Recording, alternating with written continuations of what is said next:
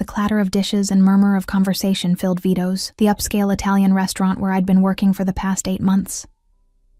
My fingers trembled slightly as I balanced 3 plates along my arm, a skill I'd perfected out of necessity rather than natural grace. The weight of the porcelain pressed against my skin, leaving temporary marks that would fade by morning, unlike the permanent exhaustion that had settled in my bones. Table 7, Ellie. And try not to spill anything this time, Marco, the floor manager, hissed as he passed, his cologne leaving a sickly sweet trail in his wake. I nodded, swallowing the knot in my throat.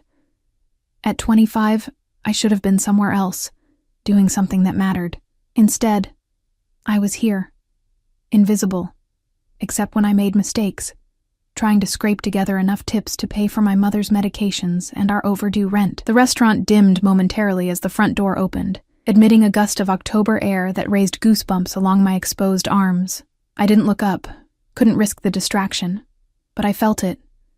A shift in the atmosphere, like the air before a storm. The usual restaurant buzz quieted to a reverent hush. I delivered the plates to a group of businessmen who barely acknowledged me, then turned back toward the kitchen.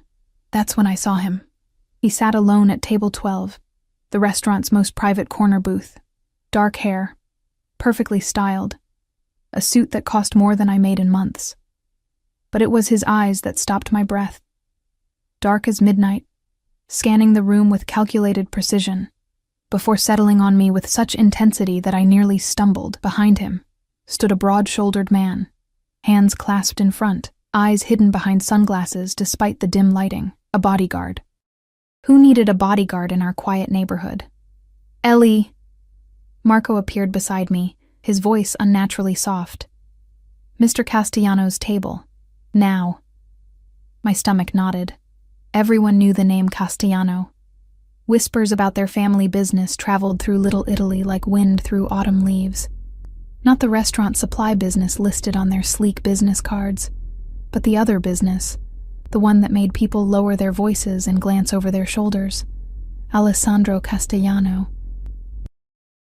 32 years old, and already head of the family after his father's mysterious heart attack 3 years ago. I'd seen his photo in the local paper, standing outside the courthouse after all charges were dropped against him in a case nobody would discuss. Move, Marco whispered, giving me a slight push. Each step toward his table felt like walking through deep water. When I reached him, I kept my eyes down, trained on the immaculate tablecloth.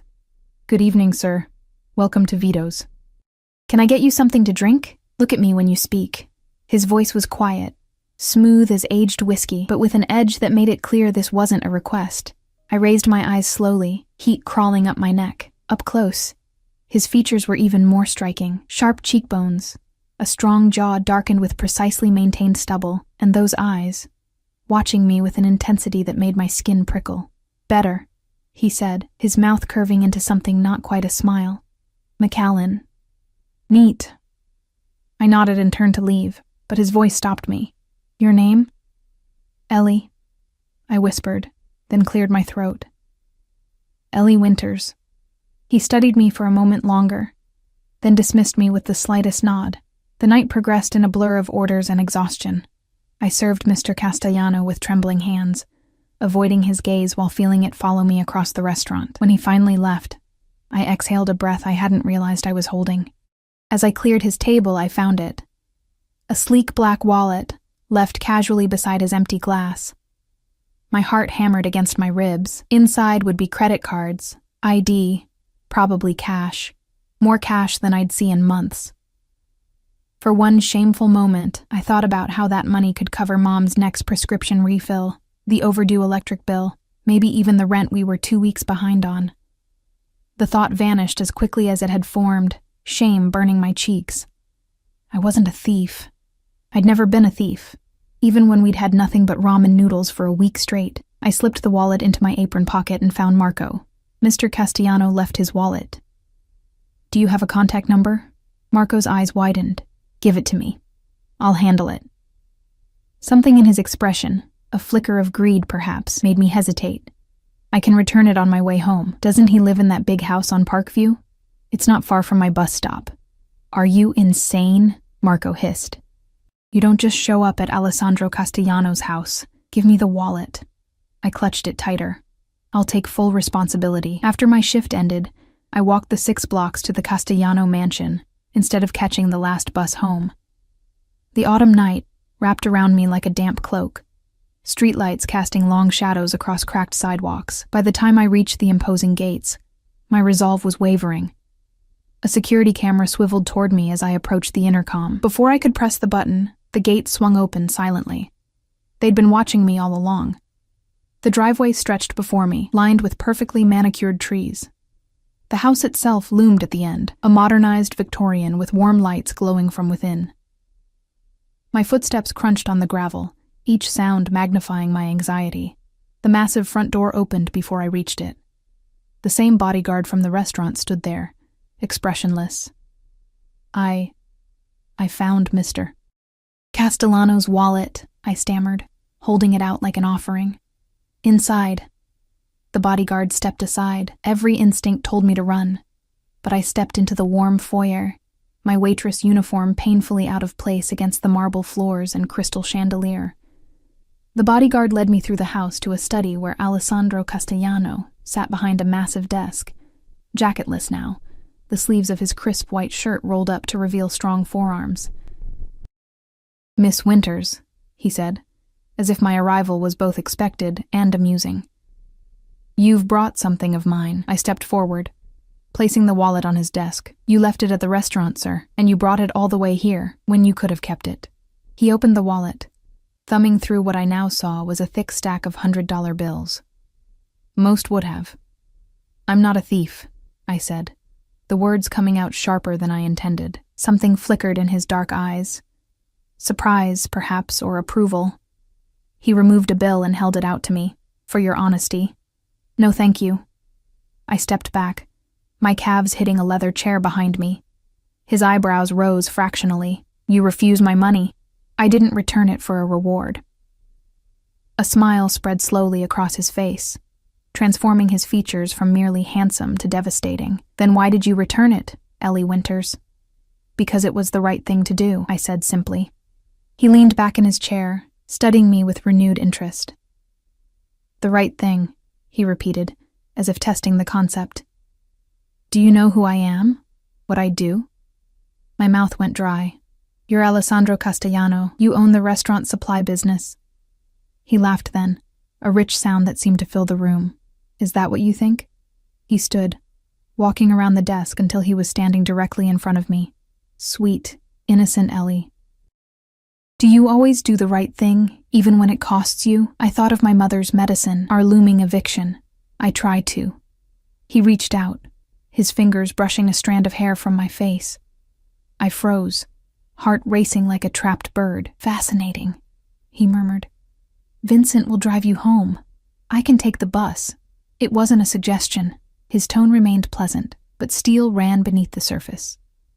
Before I could respond, the study door opened, and a striking woman entered. Tall, model thin, with cascading dark hair and lips painted blood red. She stopped when she saw me, her perfectly shaped eyebrows arching.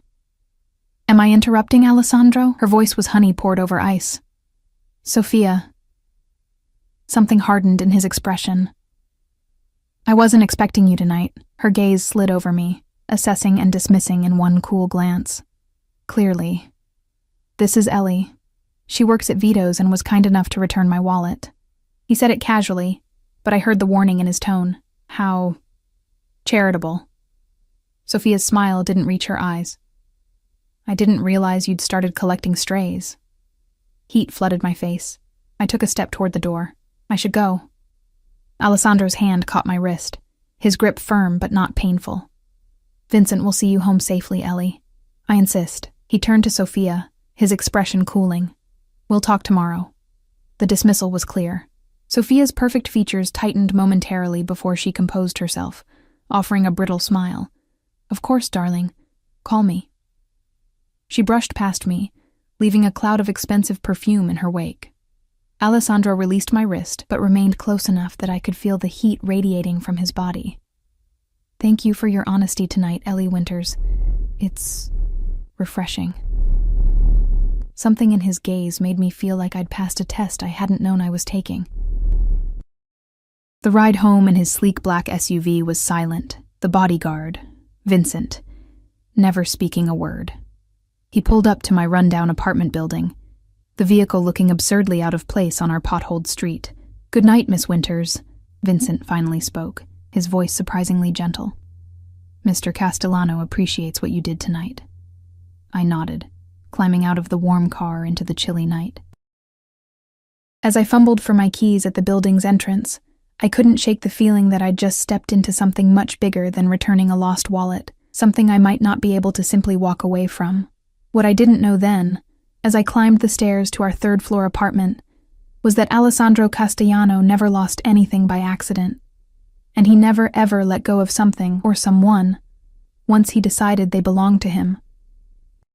Mom was asleep when I entered our apartment, the rhythmic wheeze of her breathing audible from the small bedroom we'd converted to accommodate her hospital bed.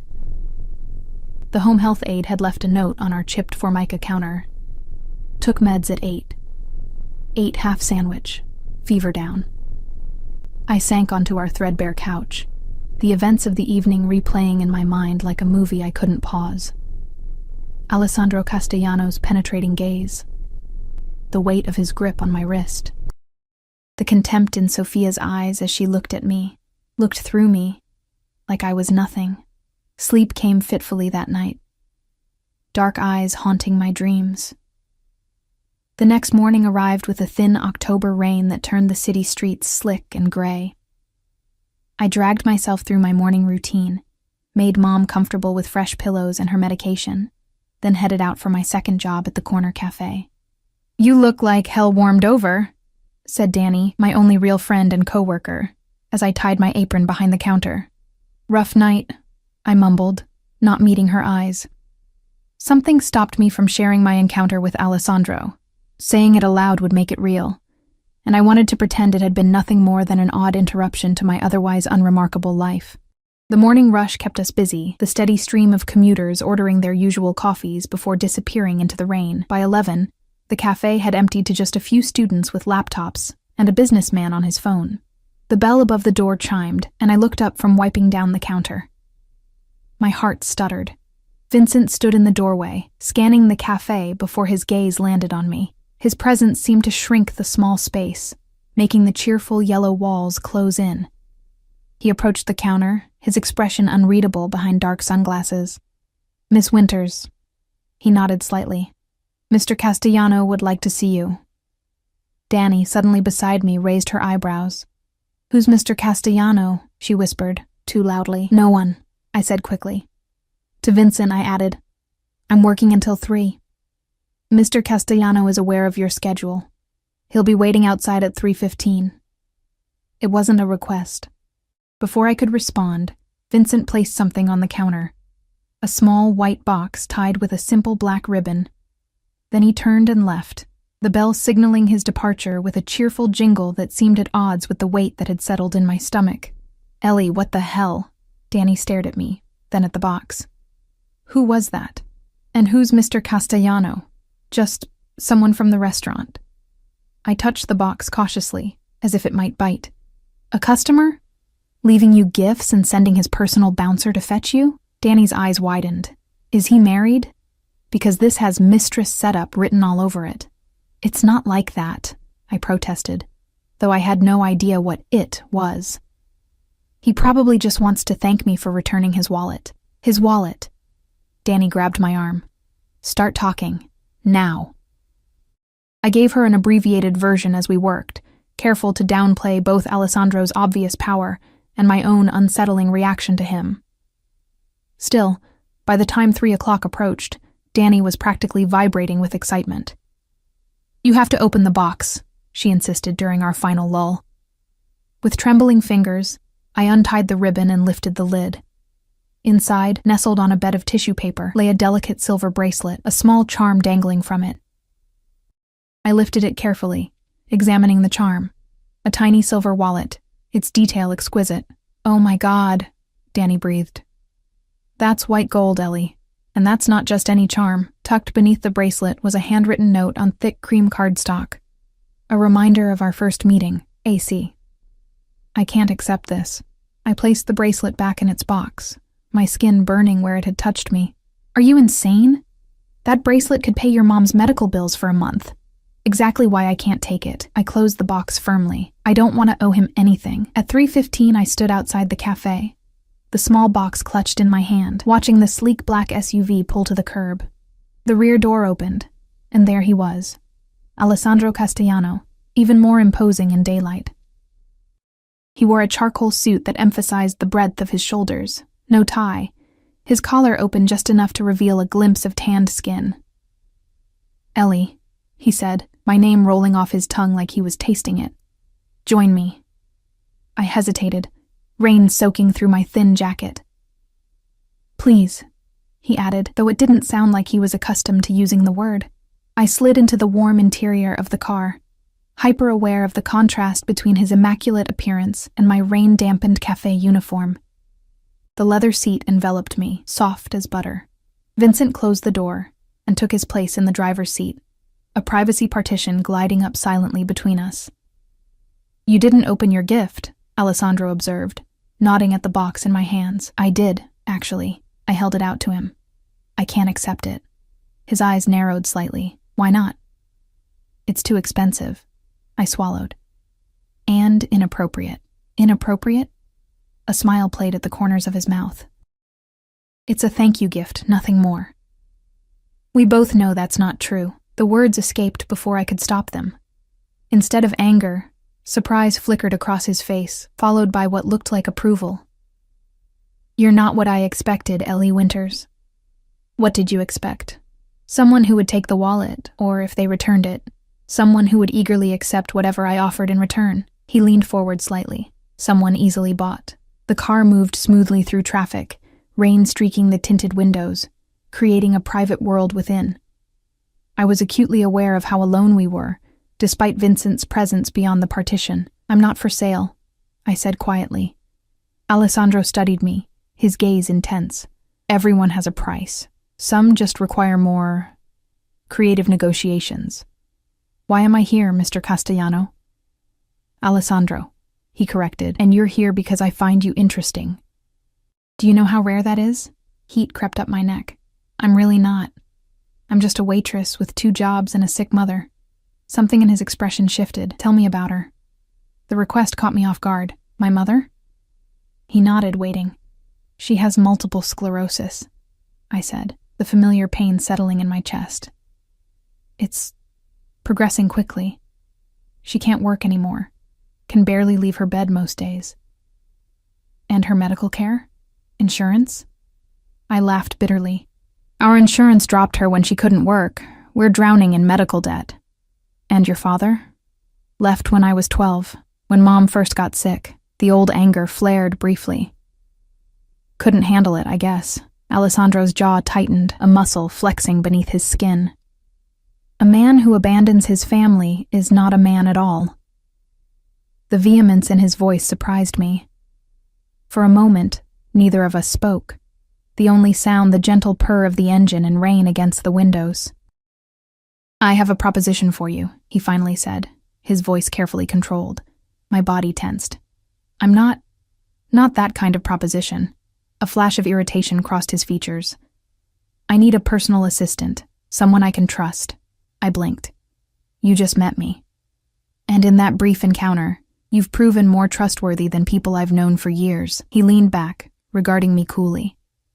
"The position pays $15,000 a month, plus benefits. Full medical coverage, which would extend to your mother as dependents." The figure hit me like a physical blow. $15,000 a month was more than I made in half a year. Medical coverage for Mom would mean no more choosing between rent and her medications. "What would this assistant position entail?" I asked cautiously. "Managing my schedule, handling correspondence, attending events with me when necessary." His eyes held mine. "Nothing inappropriate, unless you wish it to be." Heat flooded my face at the implication. "I don't—" "Relax, Ellie." His smile was knowing. "I'm not hiring you for your body, tempting as it may be. I'm hiring you for your integrity." I clutched the gift box tighter, my mind racing. It was too good to be true, which meant there had to be a catch. "What's the real job, Alessandro?" Because I'm not doing anything illegal. He laughed, the sound rich and genuine, so quick to assume the worst. The job is exactly as I described, though I won't pretend my business dealings are always conventional. You mean criminal, I said bluntly. His eyes darkened. I mean necessary. This city runs on connections and power, Ellie. I simply understand the system better than most. The car slowed, and I realized we'd been circling the city with no particular destination. Alessandro pressed a button, and the partition lowered slightly. Vincent, take us to St. Mary's Hospital. My heart jumped. Why are we going there? To see your mother's doctor. His tone made it clear this wasn't negotiable. Before you make any decisions, I want you to understand exactly what I'm offering. The hospital corridors were blindingly white after the dim interior of the car. Alessandro moved with purpose, his presence parting the crowds like a blade through water. No one questioned why he was there or how he knew exactly where to go. Within minutes, we were seated in the office of Dr. Reynolds, Mom's neurologist whom I'd met only twice. Appointments were expensive, and he was perpetually overbooked. Mr. Castellano. Dr. Reynolds stood as we entered, his expression a mixture of respect and wariness. This is unexpected. I apologize for the intrusion. Alessandro's tone suggested he was anything but sorry. I'd like to discuss Elena Winter's case. Dr. Reynolds glanced at me, then back at Alessandro. I'd need her daughter's permission to discuss. I'm her daughter, I interrupted. It's okay.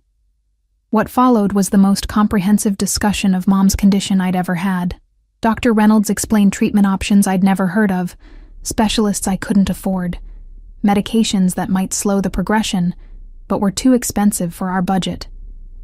Throughout it all, Alessandro listened intently, asking pointed questions that revealed a surprising knowledge of MS treatments. By the end, a plan had been outlined, one that included a team of specialists, home health care, and cutting-edge treatments. We can begin immediately, Dr. Reynolds said, looking not at me, but at Alessandro. Excellent. Alessandro stood, buttoning his jacket. Send all paperwork to my office. Outside the doctor's office, I stopped, feeling lightheaded. How did you... Money opens doors, Ellie, and I have plenty of it. He placed a hand at the small of my back, guiding me toward the elevator. The treatment plan starts tomorrow, whether you take the job or not. Consider it a gift. I can't let you... You can, he interrupted. And you will. Pride is admirable, but not at the expense of your mother's health. In the elevator, he stood closer than necessary, his cologne, something expensive and subtle, filling my senses. Think of it this way. If you take the job, you're earning your mother's care. If not, then yes, you're accepting charity from a man you barely know. The elevator doors opened to the parking garage where Vincent waited with the car. I need time to think, I said, as Alessandro opened the car door for me. Of course. He followed me into the back seat. You have until tomorrow morning. I'll send Vincent at 9. The rest of the ride passed in silence, my mind too overwhelmed to form coherent thoughts. When we reached my apartment building, Alessandro surprised me by exiting the car with me. I don't need an escort to my door, I said, clutching my purse like a shield. Humor me. His hand returned to the small of my back, a subtle but unmistakable claim. At my door, I turned to face him, suddenly aware of how close he stood, how the dim hallway light caught the angles of his face. Why me? I asked, the question that had been burning since his proposition. You could hire anyone. Someone with experience, education. I have dozens of experienced, educated employees.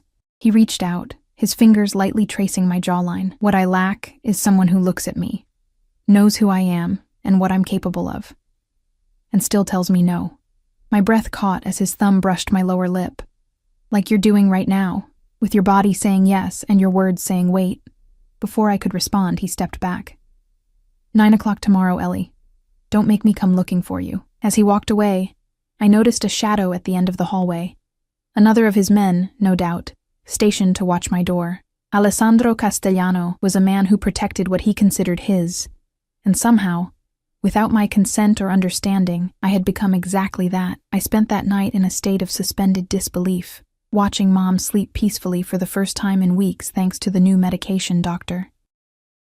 Reynolds had prescribed medication that had appeared at our door via courier an hour after Alessandro left. The package also contained a sleek new phone with only one contact programmed into it, his. By morning, I'd made my decision. Not because of the money, though God knows we needed it, but because I'd seen something in Alessandro's eyes when he spoke of family. A flicker of genuine feeling beneath the calculated control. That glimpse of humanity gave me hope that working for him wouldn't mean selling my soul entirely. At precisely 9 o'clock, a knock came at my door. Vincent stood in the hallway, as expressionless as ever. "He's waiting," was all he said. 30 minutes later, I entered the Castellano estate for the second time, now led to a different room. An airy office with floor-to-ceiling windows overlooking immaculately landscaped gardens. Alessandro stood by a glass desk, speaking rapidly in Italian to someone on the phone. He wore a navy suit today, the fabric catching the morning light, making him look almost approachable. Almost. He ended the call when I entered, his eyes taking in my appearance, the simple black dress I'd worn to interviews before, my hair pulled back in a neat ponytail, minimal makeup. I'd tried to look professional, though I knew my bargain clothes couldn't compare to even the casual wear of someone like Sophia. "Ellie," he said, the hint of a smile playing at his lips. "You've made your decision." It wasn't a question, but I answered anyway. "Yes, I'll take the job." "Excellent." He gestured to a chair across from his desk. "Sit, we have details to discuss." For the next hour, Alessandro outlined what working for him would entail. I would manage his schedule, coordinate with his business associates, attend meetings and social functions as needed. My days would start early and often end late. I would have an apartment in his building downtown. "For convenience," he said, though we both knew it was for control. "What about my mother?" I asked. "Already arranged. A private nurse will live in your current apartment to provide round-the-clock care. You can visit whenever you wish." I swallowed hard. "And the nature of your business? What exactly will I be coordinating?" His expression didn't change, but something in his eyes hardened slightly. "My legitimate businesses, restaurants, shipping, real estate. The rest doesn't concern you, but I'll be involved in it. Adjacent to it," he corrected. "You won't be asked to do anything illegal, Ellie. I protect what's mine." The possessive statement hung between us, its implications clear. By accepting this position, I was agreeing to belong to him in some nebulous way neither of us was defining aloud. When would I start? Now. He slid a folder across the desk. "These are your contracts. Employment, confidentiality, benefits. Read them carefully." The documents were dense with legal language, but the terms were exactly as he'd described. Better, even. Full medical for Mom and me, a salary that made my eyes widen. A clause that specified my right to resign with 30 days' notice. Though something told me leaving wouldn't be as simple as the contract suggested, I signed, feeling as though I was signing away more than just my employment status.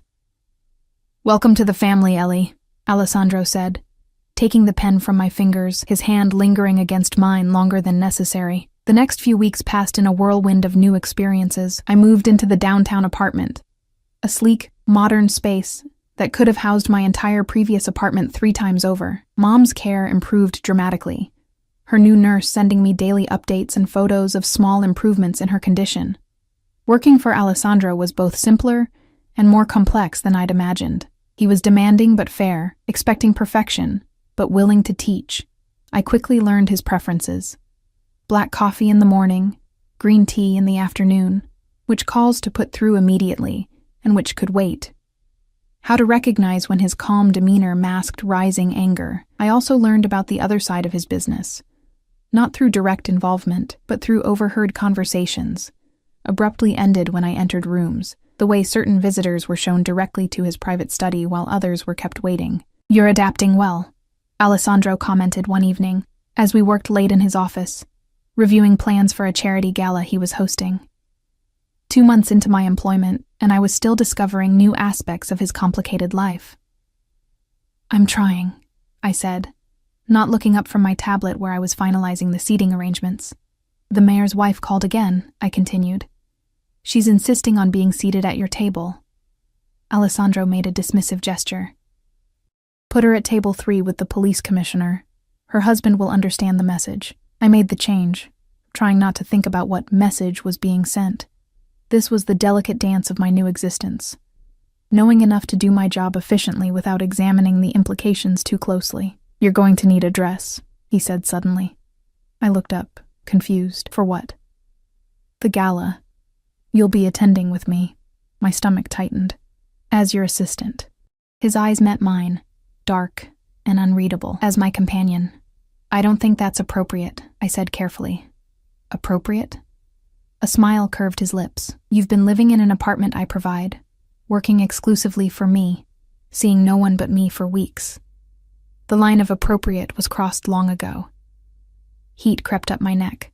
"I've maintained professional boundaries." "Have you?" He stood, moving around the desk until he was standing directly in front of me, close enough that I could smell his cologne. "Then why do you blush when I stand this close? Why do your pupils dilate when I touch you like this?" His fingers brushed my cheek, a gossamer touch that nonetheless sent electricity coursing through me. "That's biology," I managed, hating how breathless I sounded. "Not consent." Something flickered in his expression. Frustration, respect, desire, before he stepped back.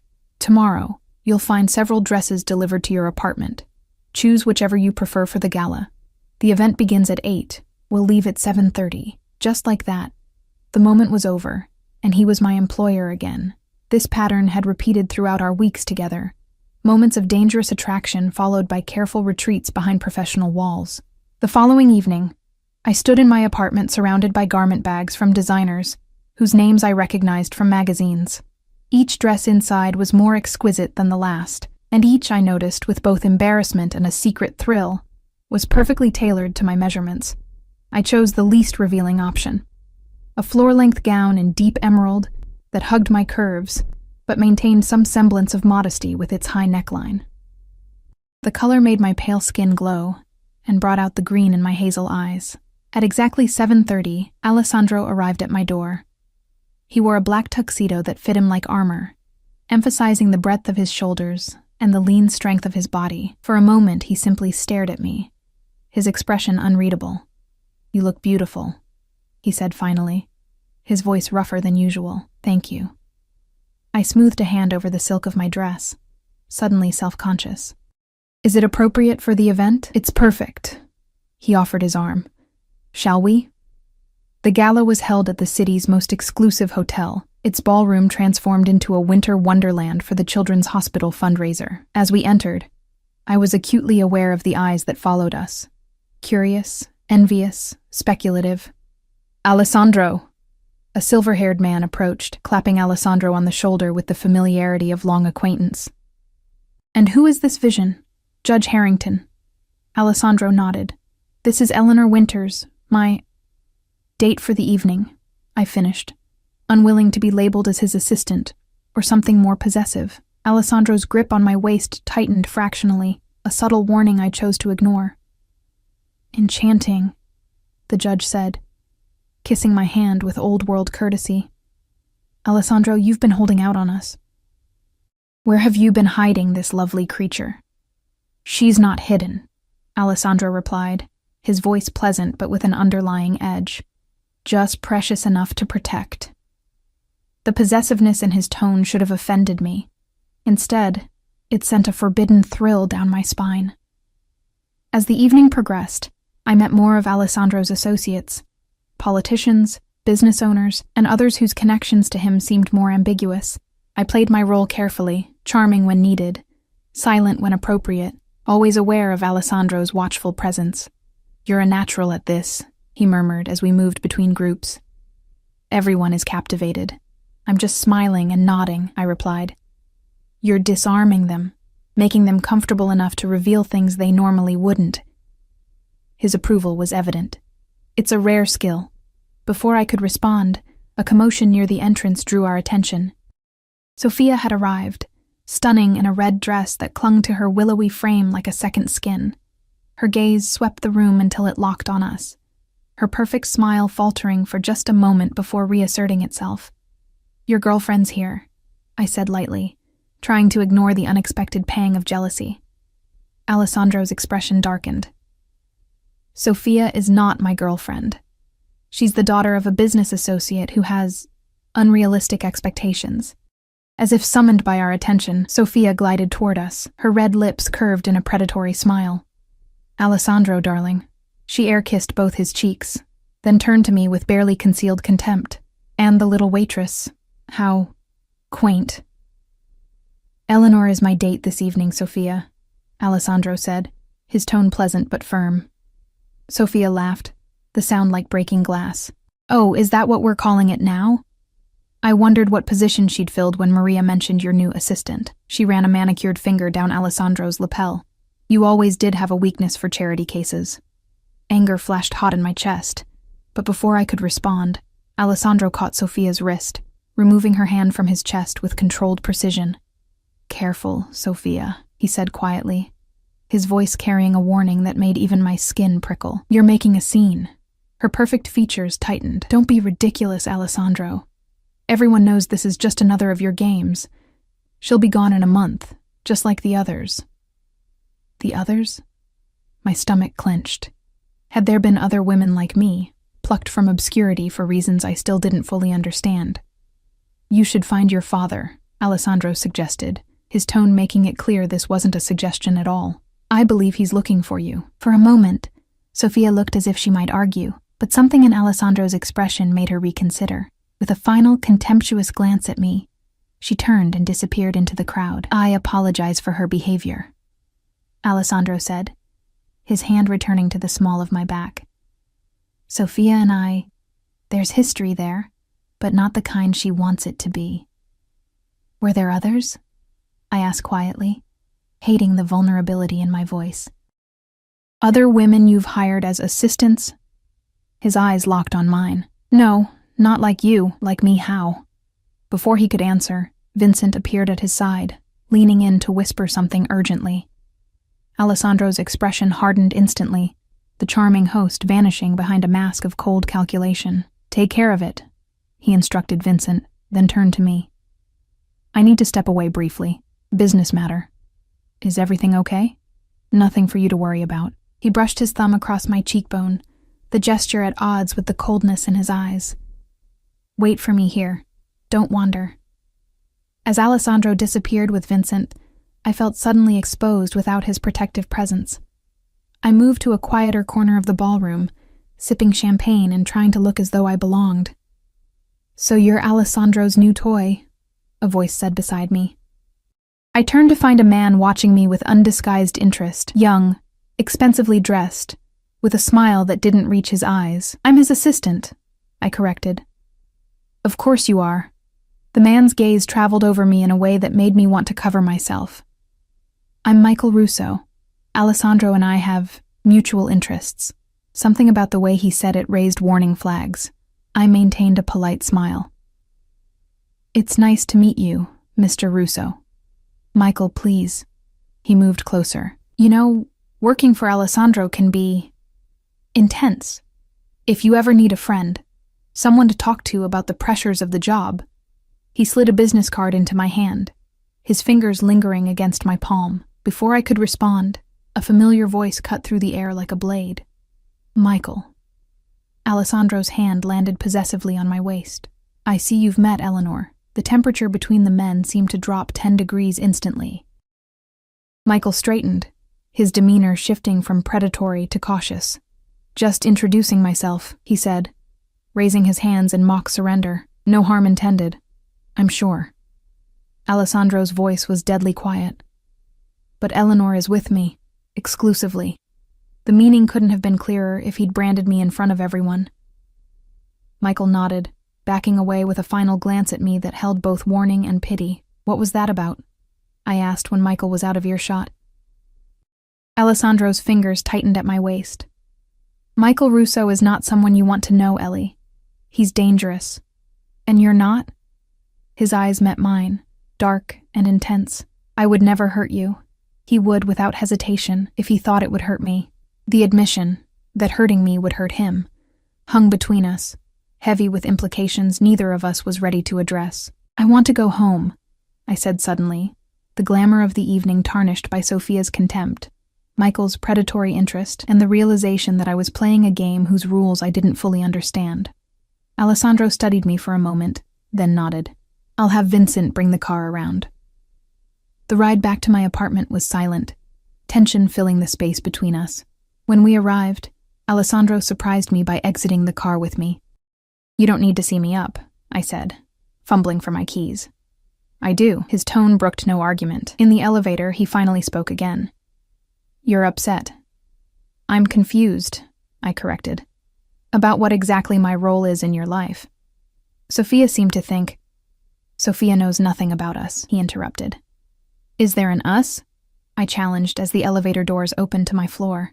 Alessandro followed me to my apartment door, waiting as I unlocked it. Once inside, he closed the door behind us, the sound oddly final. "There has been an us from the moment you walked into my study with my wallet," he said, his voice low and intense. "From the moment you looked me in the eye and refused my money, refused to be bought." He moved closer, backing me against the wall, his arms caging me in. "Do you have any idea how rare that is in my world? People either fear me or want something from me. You did neither." My heart hammered against my ribs, his proximity making it hard to think clearly. "I still don't want anything from you." "Don't you?" His fingers traced the line of my jaw, tilting my face up to his. "I think you want exactly what I want, Ellie. You're just afraid to admit it." "And what do you want?" My voice was barely a whisper. "You." The word hung between us, laden with meaning. "Not just your body, though God knows I want that too. I want your honesty, your defiance, your stubborn integrity that makes you return wallets and refuse gifts." His thumb brushed across my lower lip. "I want the woman who looks at a monster like me and still sees something worth saving." "You're not a monster," I whispered, though we both knew there was darkness in him I'd only glimpsed. "No?" His smile was bitter. "You don't know the things I've done, Ellie. The things I'm capable of. Then tell me." I placed my hand against his chest, feeling his heartbeat strong and steady beneath expensive fabric. "Show me who you really are." For a moment, the mask slipped, and I saw raw vulnerability in his eyes, a flicker of the boy he must have been before life shaped him into the dangerous man before me. Then his lips were on mine, the kiss burning away all thoughts of caution.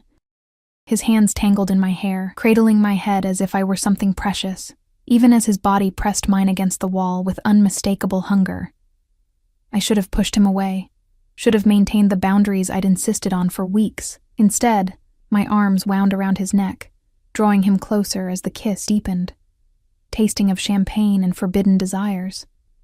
When we finally broke apart, both breathing heavily, the look in his eyes was one of triumphant possession. "Tell me to leave," he said roughly, his forehead pressed against mine. "Tell me now, or I won't be able to stop." In that moment, balanced on the knife's edge between safety and surrender, I made my choice. "Stay," I whispered against his lips, sealing my fate with a single word. Morning light filtered through unfamiliar curtains, painting golden stripes across tangled sheets. For a moment, disorientation gripped me. This wasn't my bedroom, wasn't my bed.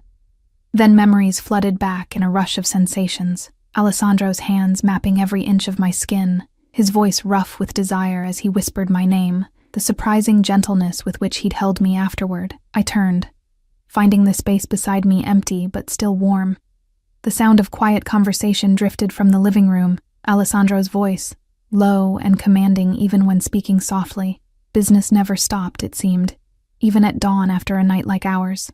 I slipped from the bed, wrapping myself in the silk robe that had mysteriously appeared in my closet weeks ago, one of many items Alessandro had provided without comment.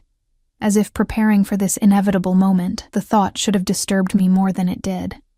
In the living room, Alessandro stood by the window, phone pressed to his ear, his powerful frame silhouetted against the city skyline. He wore only his trousers from last night, torso bare, revealing the intricate tattoo that spread across his left shoulder blade, a stylized lion I now knew, symbol of his family's crest. Scars I hadn't noticed in the darkness also mapped his skin, telling stories of violence I wasn't sure I wanted to hear. He turned as I entered, his eyes darkening with appreciation. Without breaking his conversation, he extended his free arm, drawing me against his side as he continued speaking in rapid Italian. I allowed myself to be held, still too raw from the night's intimacy to remember why this closeness should frighten me. When he finally ended the call, he set the phone aside and turned fully toward me, his hands settling at my waist. "Good morning." His voice was rough, intimate. "Morning," I replied, suddenly shy despite everything we'd shared hours before. "Regrets?" he asked, his expression revealing nothing. I considered lying, then remembered his uncanny ability to read me. "I don't know yet." A smile curved his lips, not the cold, calculated one he showed the world, but something warmer, almost boyish. Honest as always. His thumb traced my lower lip, still slightly swollen from his kisses. "I have meetings this morning. I'd cancel them if I could." "I'm your assistant," I reminded him, stepping back slightly. "I know your schedule." His eyes narrowed at the deliberate distance I placed between us. "Is that all you are now, Ellie? My assistant?" The question hung between us, demanding definition for something I wasn't ready to name. "I don't know what I am," I admitted. "This changes things." "Nothing has changed," he said with absolute certainty. "This was inevitable from the moment we met. We both know that." Before I could argue, his phone rang again. He checked the screen, his expression hardening. "I have to take this. We'll continue this discussion later." It wasn't a request. After he left, I stood in the shower for a long time, hot water cascading over my skin, washing away the physical evidence of the night while doing nothing to clear the confusion in my mind. I had crossed a line, one I had promised myself I wouldn't cross, and now I was in territory without maps.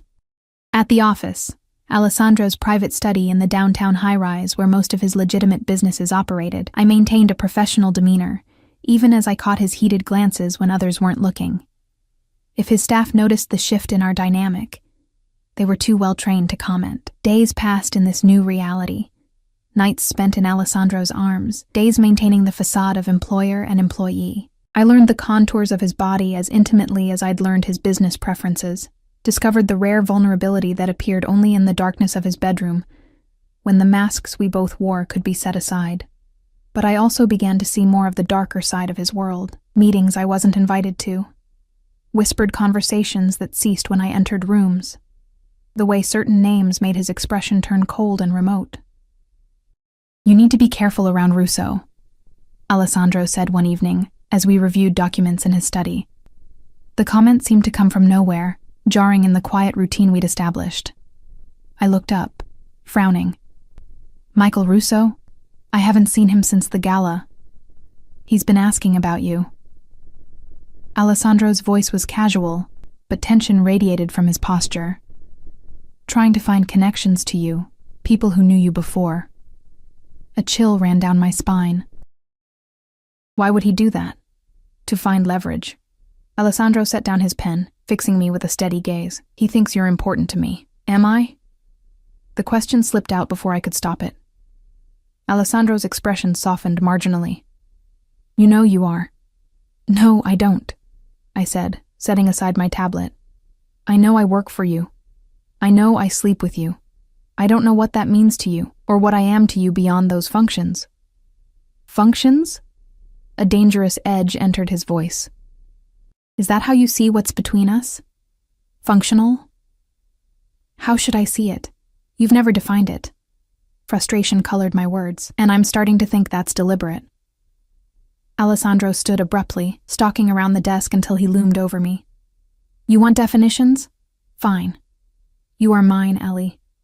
Mine to protect, mine to care for, mine to—" He trailed off, something like surprise crossing his features, as if he'd nearly revealed more than intended. "To what?" I pressed, standing to meet his gaze more directly.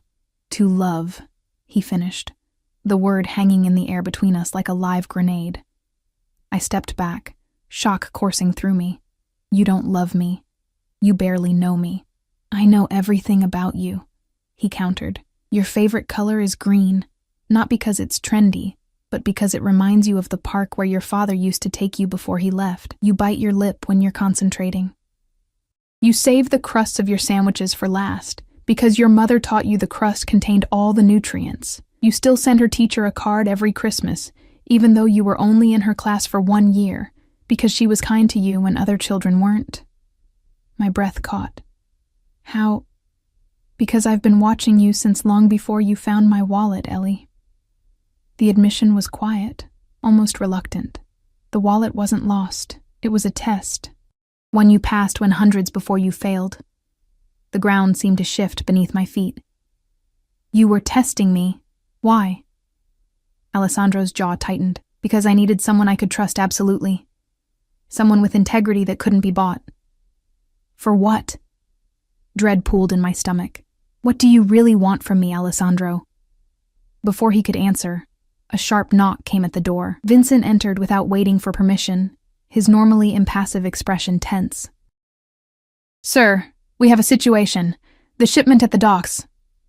Alessandro's demeanor changed instantly, all traces of the vulnerable man who'd spoken of love vanishing behind the cold mask of the businessman, or something darker. Secure the building, no one in or out, and get the car ready. Vincent nodded, withdrawing immediately. What's happening? I asked, fear creeping into my voice. Business, Alessandro replied curtly, already moving toward a hidden panel in the wall that, when opened, revealed a small safe. He withdrew a gun, checking it with practiced efficiency before tucking it into a shoulder holster. Alessandro, go to the penthouse, he instructed, shrugging into his jacket. Vincent's men will escort you. Stay there until I come for you. I'm not a child to be sent to my room, I protested. Tell me what's happening. His eyes met mine, cold and distant in a way I hadn't seen since those first days. This is the part of my life you don't get to question, Ellie. The part you pretend doesn't exist so you can sleep at night. The words stung with their brutal honesty. I never pretended, didn't you? He approached, cupping my face with deceptive gentleness. You've seen the signs, heard the whispers. You're too intelligent not to have pieced it together. But you've chosen not to ask, not to know for certain, because knowing would make you complicit. He was right, I realized with a sinking feeling. I had deliberately avoided confirming what I already suspected about the true nature of his business, about who he really was. Go to the penthouse, he repeated, softer now. Please, I need to know you're safe while I handle this. Something in his tone, genuine concern beneath the command, made me nod. Will you be in danger? A ghost of a smile touched his lips. I'm not the one they should be worried about. 2 of Alessandro's men escorted me to the private elevator that led to the penthouse apartment occupying the building's top floor, a space I'd visited only a handful of times, as Alessandro preferred to come to my apartment, claiming it felt more like a home than his austere domain. Hours passed in tense silence as I paced the vast space, watching the city lights bloom as dusk settled. My phone remained silent, despite multiple attempts to reach Alessandro. Even Vincent, usually responsive to my texts, had gone dark. It was past midnight when I heard the elevator doors slide open. I rushed to the foyer, relief flooding me until I saw the figure that emerged. Not Alessandro, but Michael Russo, flanked by 2 unfamiliar men whose bulky jackets undoubtedly concealed weapons. Hello, Eleanor, Michael said pleasantly, as if this were a social call. I hope I'm not interrupting your evening. Ice flooded my veins. How did you get up here? I have friends in many places, he replied, advancing into the room, including some who owe me more than they owe Alessandro. I backed away, reaching for my phone. I'm calling security. They won't answer, Michael said confidently.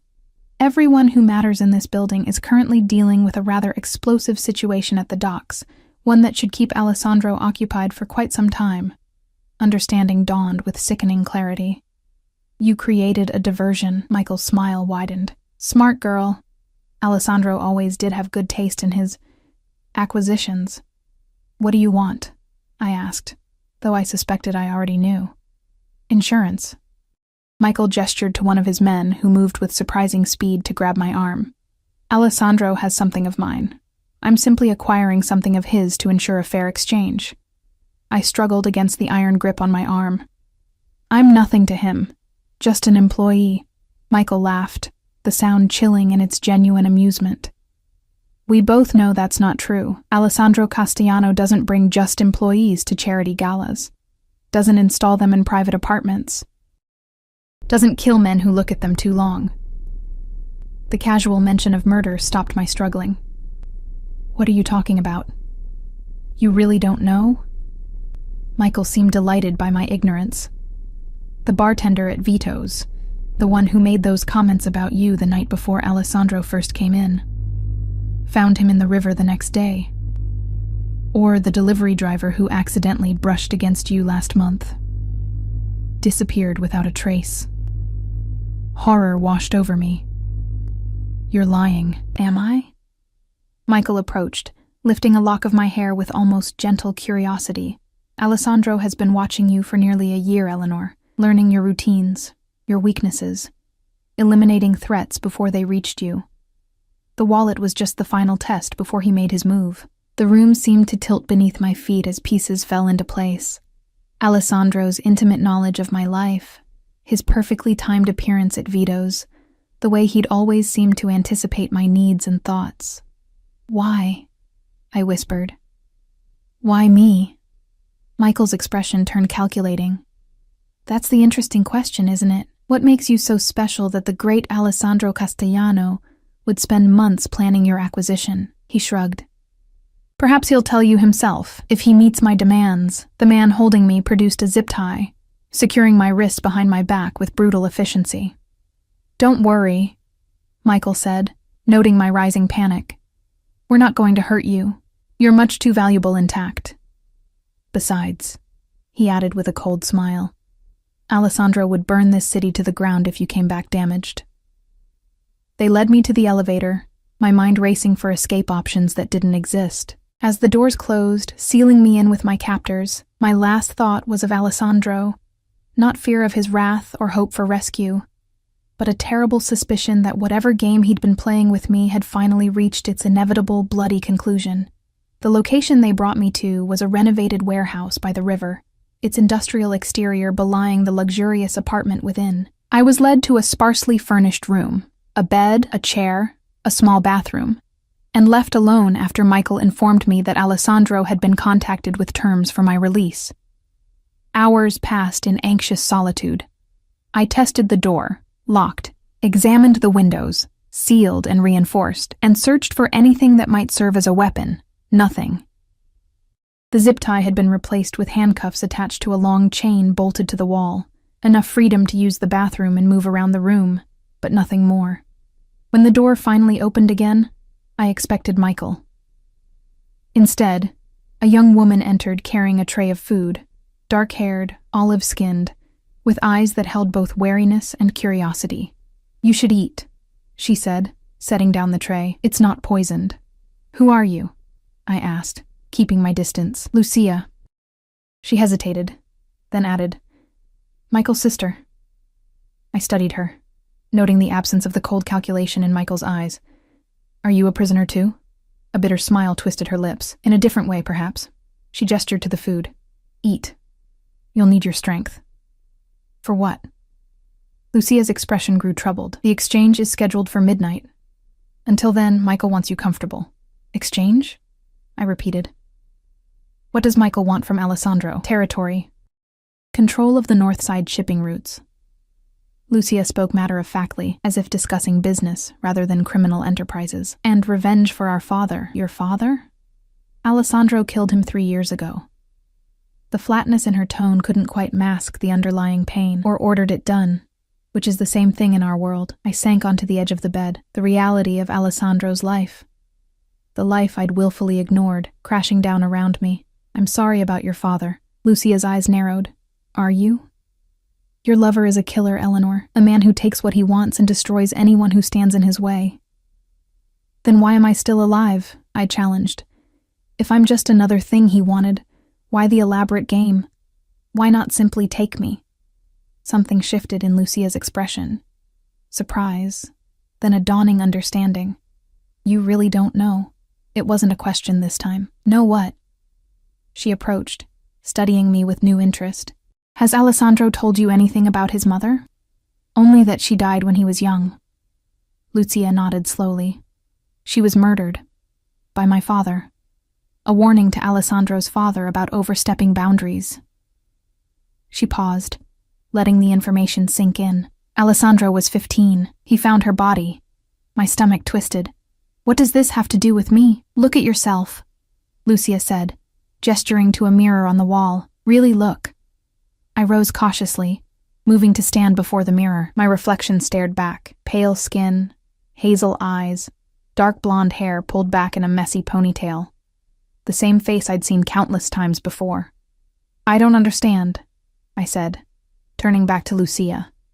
She pulled a phone from her pocket, scrolling briefly before holding it out to me. This is Maria Castellano, Alessandro's mother. The photograph showed a young woman, perhaps 30, with familiar hazel eyes and dark blonde hair. The resemblance to my own reflection was undeniable. Not identical, but striking enough to explain the shock I'd seen in Alessandro's eyes the first time he saw me. The way he'd studied me with something like recognition. This is why, Lucia said quietly. Why he watched you. Why he orchestrated your meeting. Why he's kept you close. She reclaimed her phone, tucking it away. You look like the mother he couldn't save. The revelation hit me like a physical blow. All this time, all the attention and protection, the possessiveness that verged on obsession. It wasn't about me at all. I was just a ghost, a replacement for a woman who died 20 years ago. Does Michael know? Lucia nodded. It's why he took you. Alessandro's mother was his weakness then. You are his weakness now. I'm not her, I said, anger rising through the shock. I'm not a replacement for his dead mother. Perhaps not intentionally, Lucia conceded. But we rarely understand our own motivations completely, do we? Especially when they're born from trauma. She moved toward the door. The food will get cold. Try to rest. Whatever happens tonight, it won't be peaceful. After she left, I stared at the food without appetite, my mind racing. If what Lucia said was true, and the resemblance in that photograph was too strong to deny, then everything between Alessandro and me had been built on a foundation of ghosts and revenge. His interest, his protection, even perhaps what he called love. All of it directed not at me, but at the shadow of his mother I unwittingly carried. The thought made me physically ill.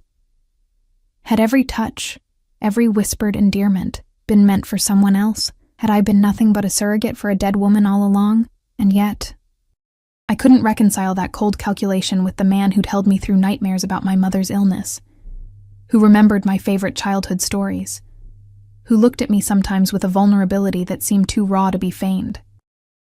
As night fell, bringing the promised exchange ever closer, I was left with the most terrifying question of all. If Alessandro came for me tonight, which man would I be facing? The one who claimed to love me, or the one who had orchestrated my entire existence in his life, for reasons I still couldn't fully comprehend? Time crawled by in that windowless room, minutes stretching into hours marked only by the steady ticking of a wall clock. My mind raced through every interaction with Alessandro, re-examining them through the lens of Lucia's revelation, the wallet test, his intimate knowledge of my life.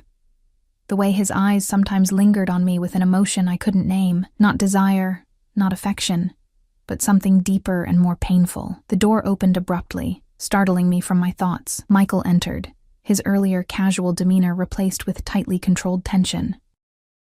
It's time, he said, gesturing to one of his men to unlock the chain from the wall. Alessandro has agreed to the exchange. What exactly are you exchanging me for? I asked as I was pulled to my feet. Michael's smile was thin. Insurance that Alessandro will honor our new arrangement regarding territory, and a digital ledger containing some rather incriminating information about my family's operations. He checked his watch. He should be quite motivated to comply, considering he has exactly 1 hour before certain evidence finds its way to federal authorities. They led me through the warehouse to a cavernous main floor, empty except for a few support columns and the ghostly shapes of covered machinery. The space was dimly lit, shadows pooling in the corners. the air cold and damp from the nearby river. Michael positioned me beside him in the center of the room, his men spreading out to create a loose perimeter. "He'll come alone?"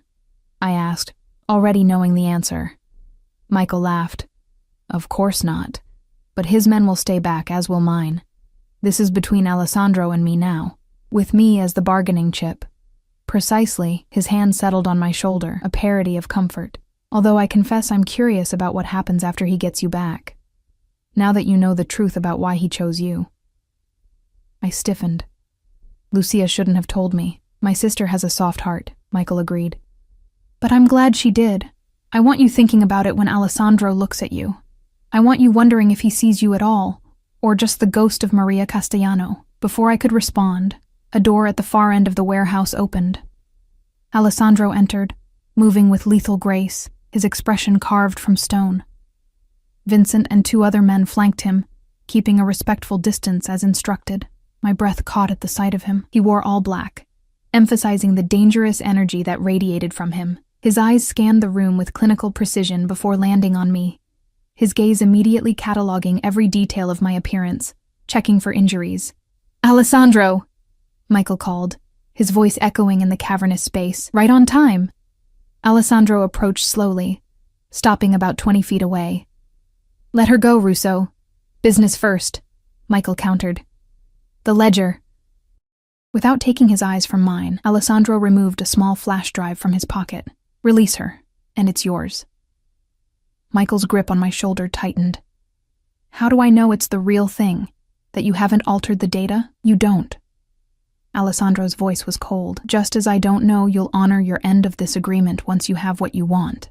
A tense silence stretched between them, the air thick with barely restrained violence. "Compromise, then," Michael finally suggested. "Send the data to my phone. Once I verify it's legitimate, I'll release Eleanor." Alessandro's jaw tightened, but he nodded. "Fine." As the transaction proceeded, I studied Alessandro's face, searching for some sign of the truth. Did he see me when he looked at me, or just a shadow of his mother? Had everything, from the lost wallet to this moment, been part of an elaborate game fueled by trauma and revenge? "It's verified," Michael announced after a tense minute of examination. "All the data appears intact." He released his grip on my shoulder, giving me a slight push forward. "She's all yours, Castellano. Damaged goods now, I imagine, but still breathing." I moved slowly toward Alessandro, my legs unsteady. His expression remained impassive, but his eyes burned with an intensity that made my skin prickle. When I reached him, his hand settled at the small of my back, possessive, protective, familiar. "We're done here," Alessandro said, his voice deadly quiet. Michael's smile was triumphant. "For now. Though I am curious, does she know why you chose her? Why you've been watching her all these months?" Alessandro's body tensed against mine. "Careful, Michael. She should know she's just a replacement," Michael continued, seemingly unconcerned by the dangerous edge in Alessandro's voice. "A stand-in for a dead woman. Does she look enough like your mother when you're fucking her, Alessandro? Do you call her Maria in the dark?" Several things happened at once. Alessandro pushed me behind him with surprising gentleness. Vincent stepped forward, gun already drawn. And Michael's mocking smile froze as the distinct red dot of a laser sight appeared on his forehead.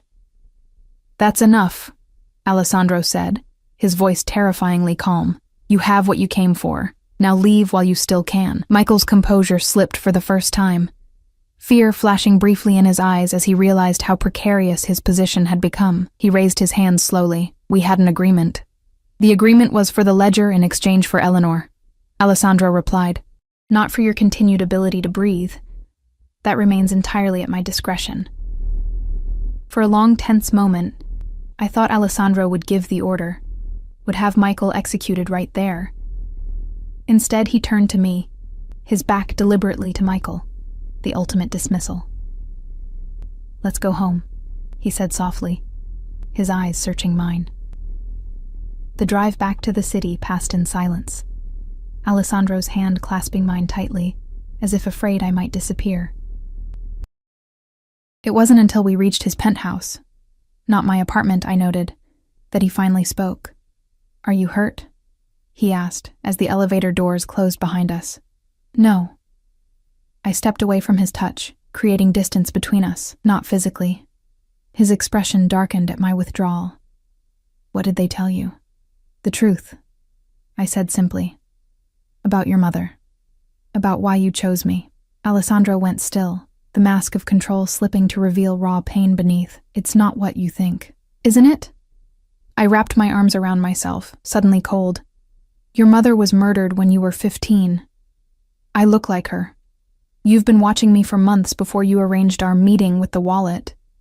It seems pretty clear what this is. No. He moved toward me, stopping when I backed away. The resemblance. It caught my attention initially, I won't deny that.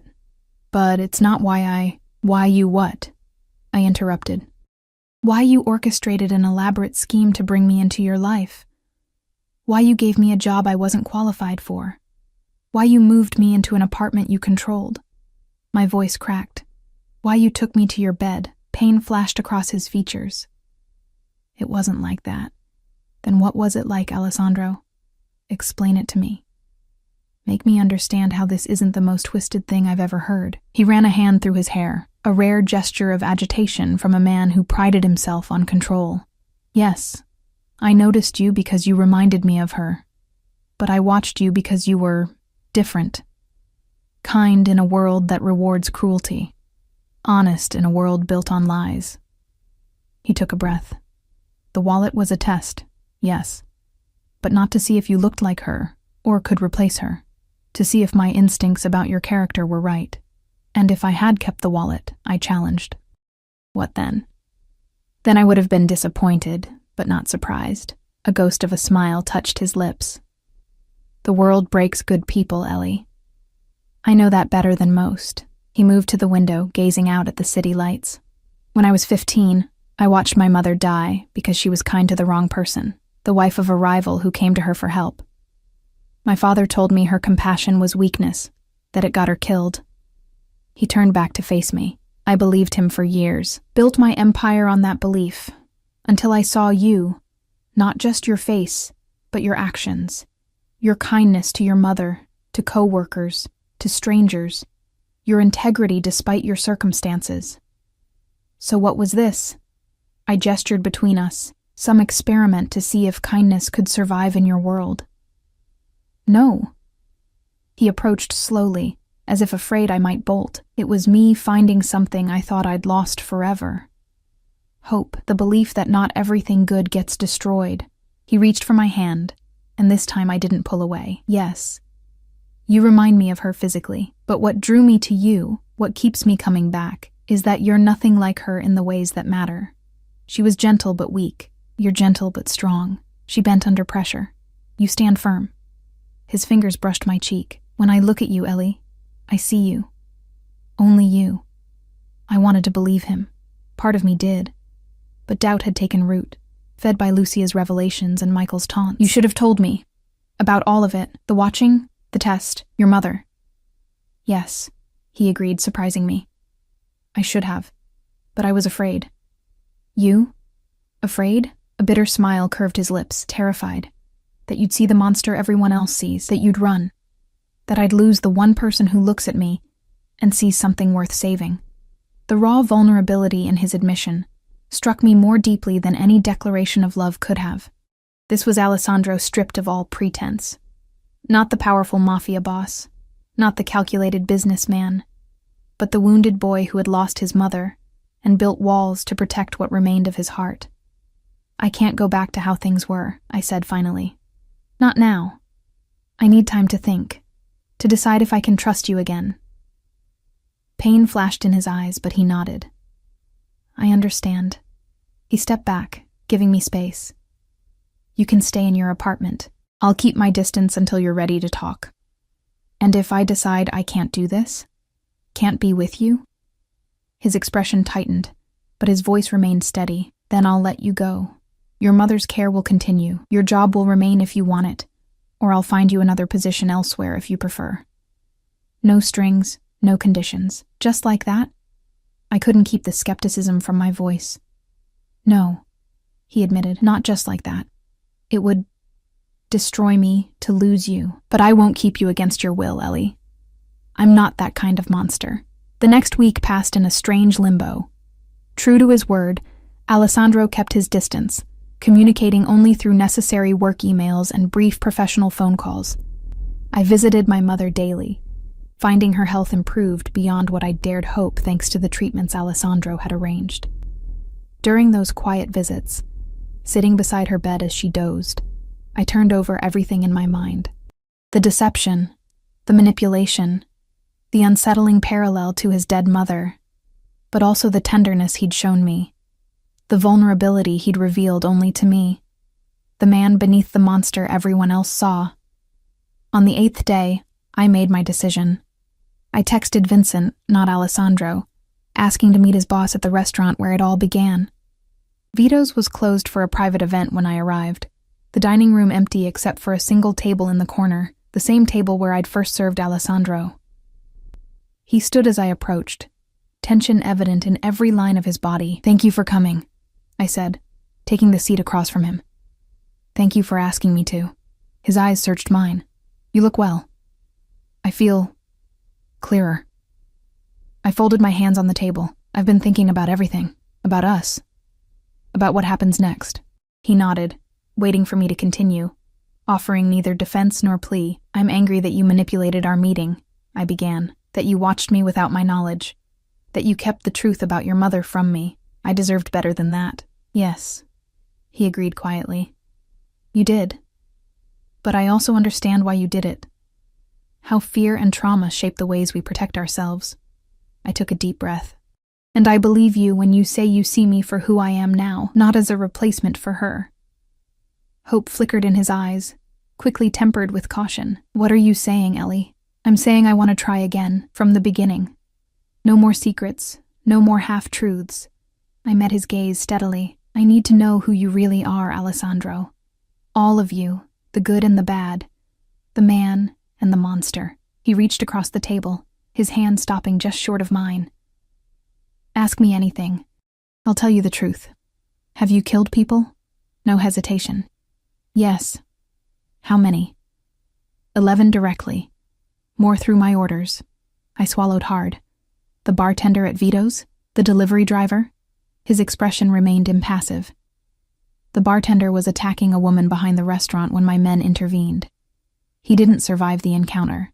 The delivery driver is alive and well in Arizona with a new identity and enough money to never work again. He was an undercover FBI agent."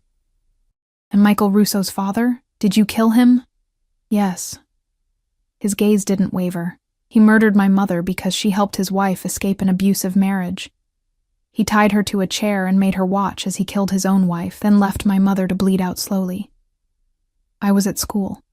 By the time I found her, she had been dead for hours. The clinical way he recounted such horror chilled me. And you took revenge. 3 years later, when I was strong enough." "Yes." "Would you do it again?" I asked. The most important question of all. He considered this, and I appreciated that he didn't rush to tell me what I wanted to hear. "I would kill to protect those I love," he finally said. "I would kill to avenge them, but I've learned there are better ways to handle most situations. Death is final. Fear and loyalty last longer." It wasn't the answer most women would want to hear, but it was honest. In his world, perhaps that was the best I could hope for. "One last question," I said quietly. "Do you love me? Not because I remind you of her, not because I passed your test, but for who I am." For the first time, emotion broke through his careful control. "I love you because you make me want to be better than I am," he said, his voice rough. "Because you see the darkness in me and still believe there's light worth saving. Because when I'm with you, I remember the man I wanted to be before the world taught me to be a monster." He finally reached for my hand, his fingers warm against mine. "I love you, Ellie Winters, for exactly who you are. And I will spend the rest of my life proving that to you if you'll let me." In that moment, I made my choice. Not with naivety about who he was or what he'd done, but with clear-eyed acceptance of the complicated, damaged man before me. The man who had orchestrated our meeting for reasons born of trauma, but had stayed for reasons born of love. "I love you too," I said, turning my hand to interlace our fingers. "The man and the monster.